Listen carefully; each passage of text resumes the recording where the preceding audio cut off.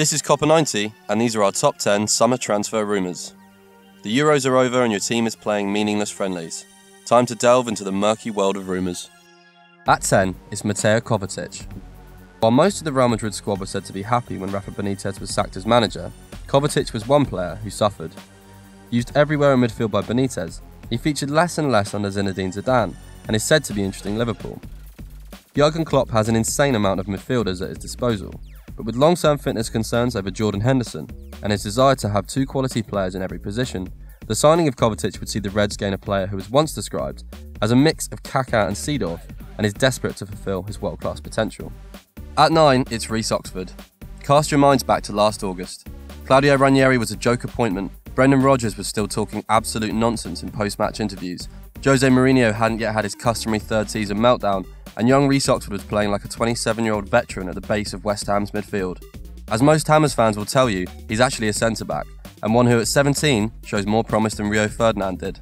Apparently, both Manchester clubs want him, which will obviously lead to Jose having a first-month meltdown if Pep gets his man. We can't wait.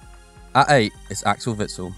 He might not have the gossip column clout of more celebrated peers, but he's been a consistent presence on the transfer rumour circuit for the entirety of his time at Zenit. And despite being overrun by Joe Allen & co in the Euro 2016 quarter-final, he still has enough of his reputation intact to command an £18 million fee. 2 weeks ago it looked likely that Ronald Koeman would open the Everton war chest to take Witsel to Goodison, but perhaps he's had problems locating an artefact unseen since the 80s, because it seems Internacional are now favourites to sign the man with tremendous hair. At 7, it's Nemanja Matic.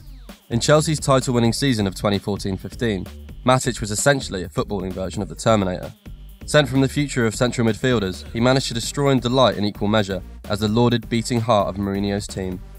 Having to do Cesc Fabregas's running, tackling and probably his warm-ups, he was basically two players, which is presumably why Juventus are eyeing him up as a replacement for Paul Pogba.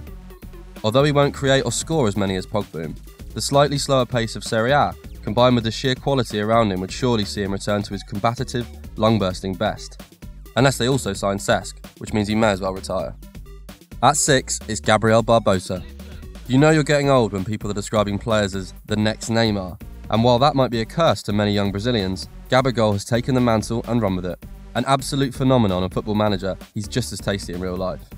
Still only 19, he's played over 150 games for Santos and scored a healthy goal every 3 games, and has notched twice in 4 appearances for Brazil.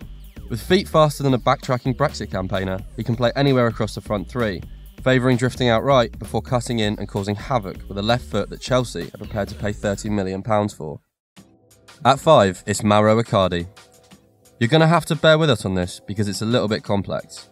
The Inter-captain is, as ever, at the very top of the rumour pile as the Nerazzurri are skint and have failed to make the Champions League. On top of that, his wife is also his agent, who has criticised Inter for not offering the captain a new deal and apparently met with Arsenal's heel-dragging board this week.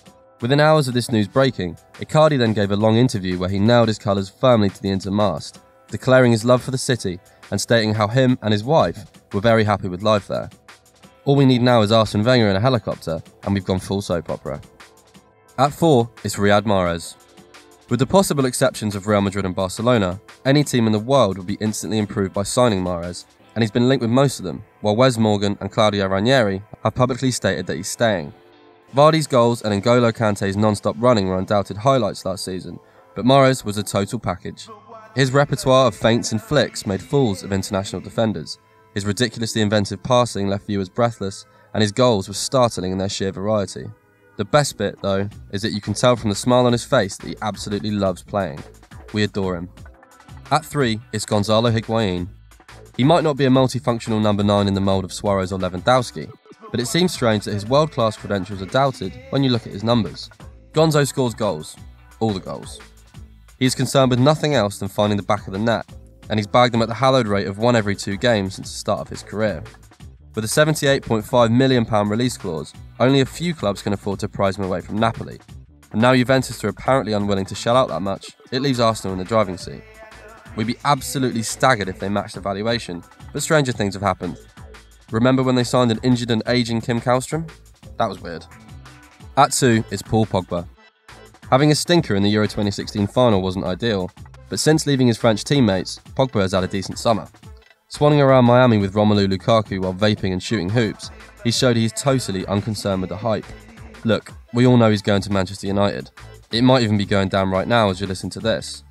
When it happens, it will remind everyone that during the last 6 years as manager, Sir Alex couldn't have recognised a top-class central midfielder if he'd run up, nutmegged him and then scythed him down from behind for good measure. Spare a thought for Pogba's agent Mino Raiola, who'll only trouser £18 million plus change when the deal is done. At 1, it's James Rodriguez. Now that they've moved the furniture into the Olympic Stadium and made a bid for knighthoods by putting the Queen's name on the new shirt, Davids, Gold and Sullivan can set about spending loads of cash. Even by rumour standards, news that West Ham were readying a £67 million bid for the Colombian was bonkers and sent a hammer in the office into a dreamland that he's barely returned from. Will it happen? We've no idea, but if James wants to reignite a career that has faltered badly in Madrid, then he could do a lot worse than playing for a manager known for getting the best of highly talented playmakers and in front of a set of fans that love a little genius. Those were our top 10 summer transfer rumours. Did we miss any? Don't forget to like, comment and subscribe to Copper 90.